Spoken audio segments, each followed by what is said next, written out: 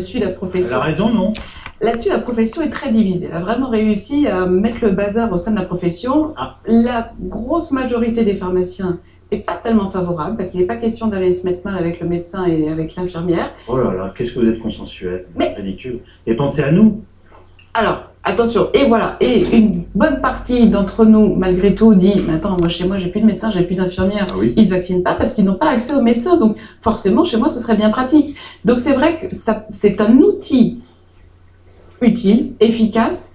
Mais moi, chez moi, j'ai 10 médecins, j'ai 3 infirmières. J'ai pas besoin d'avoir l'accès à la vaccination. Ils sont tous vaccinés sans avoir besoin de moi, vous voyez. Bien sûr. Donc, s'il y a de quoi le faire, que ceux qui l'ont toujours fait le fassent. Sinon, je veux bien intervenir en exception. Oui, ça fait oui. Moi, je voudrais revenir sur un chiffre que vous avez cité. Vous avez parlé de 25% d'efficacité du vaccin. Alors, déjà, on est à peu près à quoi 2-3 semaines du début de cette épidémie, puisque le seuil épidémique, vous l'avez dit, a été passé 2 fois. Et on est là actuellement entre les 3e et 4e semaines d'épidémie. Voilà. Donc on est vraiment au tout début. Donc 25% d'efficacité, honnêtement, on ne peut pas vraiment aujourd'hui juger de ça. Alors c'est un chiffre très très partiel.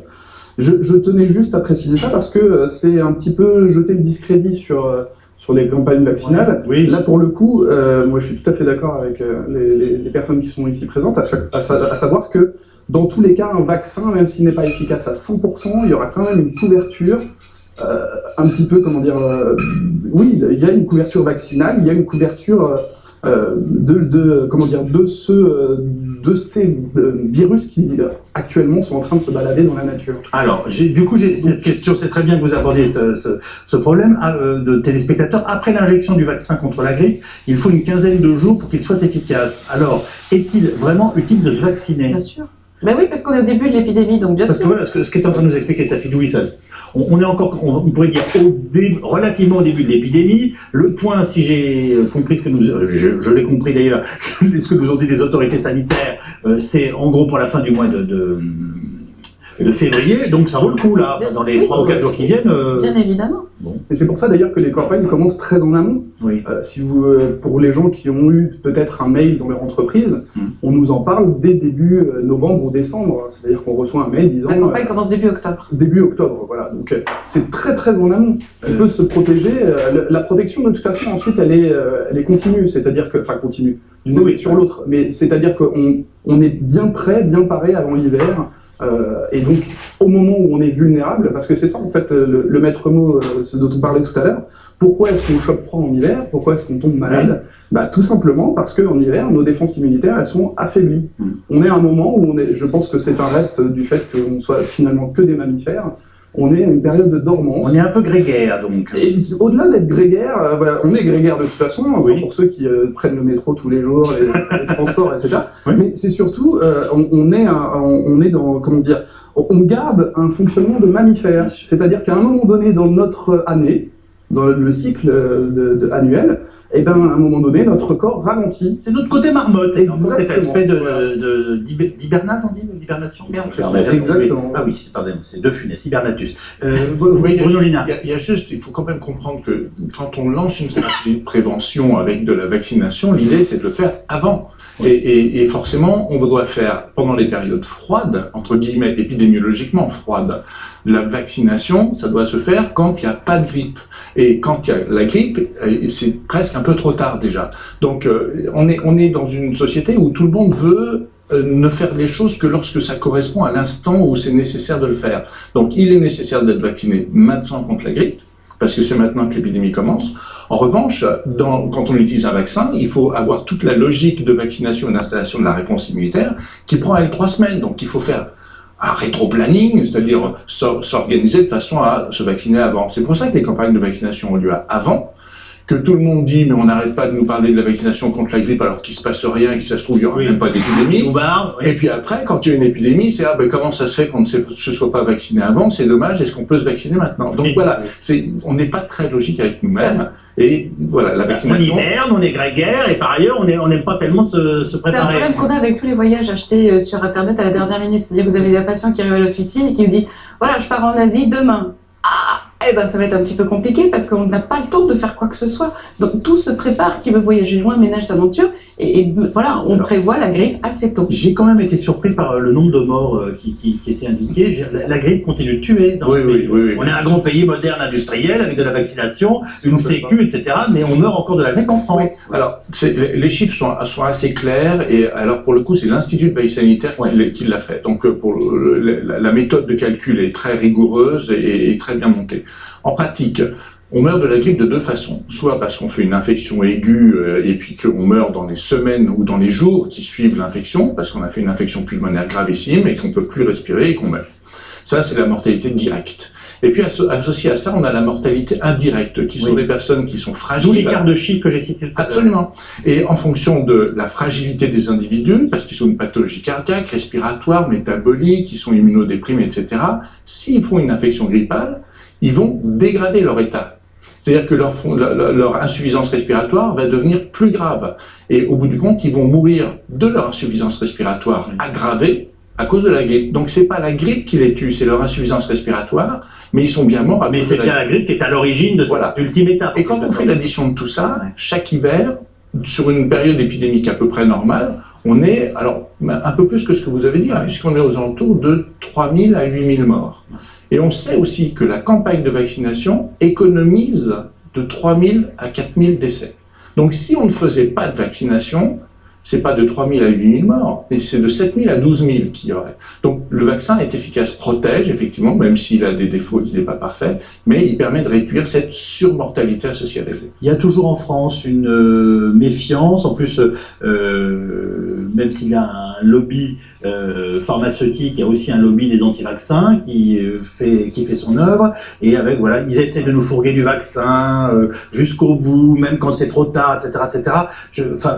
Et pas que sur la grippe, sur tous les vaccins de manière générale. Le problème, qu'est-ce que vous avez envie de répondre à ça? On est dans des générations qui n'ont pas connu les maladies pour lesquelles aujourd'hui on est vacciné. Donc ils ont totalement oublié la mortalité due à la diphtérie, la tétanos, la polio, toutes ces vaccinations obligatoires. La rougeole est dramatique. Donc il y a une espèce de théorie du complot qui tourne autour de la vaccination qui est terrible parce que bien évidemment qu'il faut se vacciner, la question se pose même pas, le rapport bénéfice-risque est largement en faveur du bénéfice. Donc on se pose pas la question sur le risque, et le risque évidemment qu'on se vaccine, la question se pose pas. La grippe espagnole, un autre exemple, 1918, la grippe espagnole en Europe, a priori une grippe anodine, et puis plusieurs millions de morts. Voilà.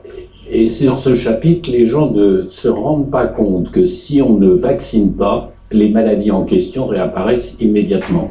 On l'a vu avec la diphtérie en Union soviétique, quand c'était encore l'Union soviétique. On a vu la rougeole, et par exemple, c'est d'actualité, aux États-Unis qui pensaient même avoir éradiqué la rougeole, et bien ça y est, on est reparti avec un début d'épidémie de rougeole dans plusieurs États des États-Unis. Oui, une responsabilité citoyenne de tout un chacun. Et les personnes atteintes n'étaient plus vaccinées. Donc il faut être vigilant là-dessus. Vous nous dites, on ne plaisante pas, on n'est pas en train d'essayer de vous vendre du vaccin au kilomètre. C'est une responsabilité de santé publique, et on épargne des vies chaque année avec les campagnes de vaccination, même quand le vaccin n'est pas parfait, même quand une souche a muté, et même si on n'est pas dans un monde idéalisé. Deux questions qui reviennent très souvent. Alors moi, parfois, j'entends des personnes qui me disent j'ai fait le vaccin et ça m'a fait attraper la grippe. Il faut répondre à ces questions. Bien sûr. Alors, qu'est-ce qu'on leur dit? Est-ce que le vaccin, j'insiste, donc est-ce que le vaccin peut déclencher une grippe? Non. Bien. Les symptômes. C'est un peu grippal. Alors, ce qui se passe, c'est que quand on injecte le vaccin contre la grippe, on injecte des morceaux de virus, c'est un virus fragmenté. Donc on n'a pas de virus entier, on a juste des bouts de virus dans lesquels on a concentré les protéines qui sont chargées d'induire la réponse immunitaire protectrice. Donc il n'y a pas de virus, on ne peut pas attraper la grippe avec le vaccin contre la grippe, c'est pas possible. En revanche, ça n'est pas possible, ça n'est pas possible. D'accord. On ne peut pas attraper la grippe. Vous pouvez faire tous les tests de virologie que vous voulez chez un patient grippé, vous ne trouverez jamais de virus. Si c'est une grippe soi-disant induite par le vaccin, c'est pas possible. En revanche, ce qui peut se passer, c'est que comme on induit une réponse immunitaire, on apprend à notre organisme à lutter contre le virus. L'organisme va développer toute une série de réponses qui peuvent, de temps en temps, chez certains, provoquer un petit syndrome fébrile qui est perçu par... Voilà, c'est ce que ça fait. Oui, on disait, voilà, la quelques grippe. symptômes, Mais- mais évidemment, ça n'est pas la grippe qui est déclenchée par le vaccin. Mais de nouveau, enfin moi j'ai entendu des histoires ahurissantes où il y avait de la médecine du travail qui disait qu'ils ne voulaient pas vacciner pour éviter que les gens aient un syndrome grippal ou un fébricule post-vaccinal. Par contre, ils n'en avaient rien à faire que les mêmes soient malades contre la grippe, c'est pas grave. Ce qui est grave, c'est les 2 heures de fièvre qui suivent la vaccination à 37,5. C'est normal, le corps réagit comme si il était en présence de la grippe. Oui, donc c'est parfaitement rassurant. Voilà. Bien sûr. Donc en On fait, bougonne un peu, quoi. exactement, on a un peu mal à la tête, on peut avoir des écoulements de nez, mais Et puis dans l'immense majorité Voilà. des cas, il n'y a pas de symptômes. Oui. Enfin, il n'y a rien. On Déjà, fait la une minorité de gens. Il n'y a rien. Deuxième question, ceux qui ont fait une vraie grippe, diagnostiquée par leur médecin, etc., 5 jours d'arrêt de travail, c'est épuisant, hein, une vraie grippe, on est bien d'accord. Bon, est-ce qu'ils peuvent s'en choper une un mois après? Oui, Est-ce que Avec c'est un autre possible? virus, Oui. oui. Voilà. oui. Moi, j'ai des exemples de gens qui ont eu 3 fois la grippe le même hiver. Alors, pas de chance. Excusez-moi de hein. rire.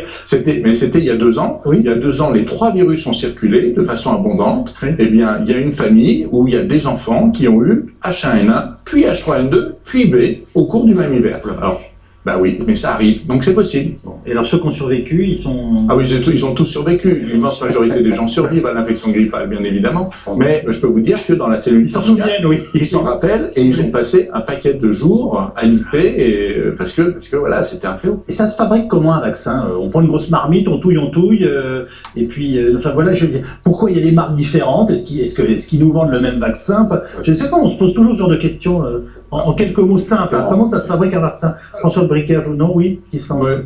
Allez-y. Le vrai fabricant, Bon, alors, c'est le virologue, c'est le virologue. Le vaccin contre Allez, la grippe, c'est l'OMS qui décide de la composition pour le vaccin contre la grippe. Donc c'est À la suite de à la l'analyse suite que de vous avez l'analyse de expliquée. tout ce qui se passe. D'accord. Donc il y a c'est l'OMS qui dit il faut mettre ces 3 virus ou 4 pour certains dans le vaccin et il y a des laboratoires affiliés à l'OMS qui préparent ce qu'on appelle les souches vaccinales. D'accord. Et ensuite ces souches vaccinales, une fois qu'elles sont préparées et validées, elles sont envoyées aux producteurs de vaccins pour que eux fassent leur cuisine, fabriquent les doses, les conditionnent et ensuite Et les cuisines sont très différentes des Non. différents laboratoires? Non, c'est le même vaccin, quelle que soit la préparation délivrée par tel ou tel laboratoire, c'est le même vaccin, la même composition. J'entends bien que c'est le même vaccin, mais il peut y avoir des... un bon bœuf bourguignon, si vous voulez, pouvait avoir des petites variantes. Oui, mais voilà, il y a des toutes petites variantes, ça va être une pincée de sel supplémentaire, comme vous le dites, mais c'est ce qu'on appelle, on va pas rentrer dans les détails, mais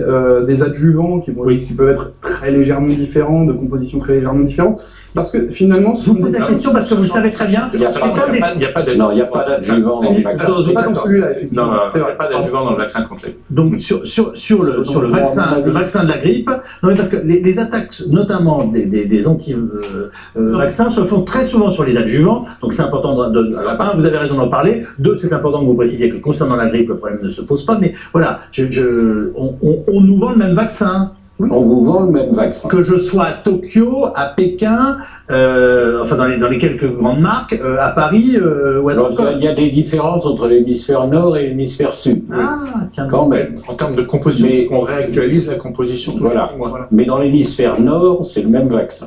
Bon. Mais la recette générale, si vous voulez, vous avez des vaches différentes pour faire votre bœuf bourguignon, mais la recette générale reste la même. Après, le système d'injection peut varier. Il y a des médecins qui vont préférer le système d'injection d'un labo plutôt qu'un autre. Bon, ben, c'est du détail. En quoi il varie les systèmes d'injection? Parce que le bouton poussoir est différent, il s'arrête plus tout seul. Enfin voilà, bon, c'est vraiment du détail, donc c'est juste dans le principe d'injection que ça. Et alors ça se fait dans l'épaule? Moi je me suis fait tout seul, Oui, et non. je le fais dans la cuisse. Et pourquoi? Vous Mais pouvez. n'importe qui, je me le ferais dans le talon, ça serait la même chose? Non, faut que C'est moins bien le talon. Mais non, mais je vous pose toutes les questions, c'est normal, non? Oui. Mais la Ah, cuisse, dans cette- L'épaule ou la cuisse? l'épaule, la cuisse. Moi, je c'est fais pareil. toujours, enfin, Il y a deux façons de se vacciner. Il y a sous-cutané, en intradermique, et intramusculaire. Quand vous avez une aiguille qui est un petit peu longue comme ça, c'est en intramusculaire, vous pouvez le faire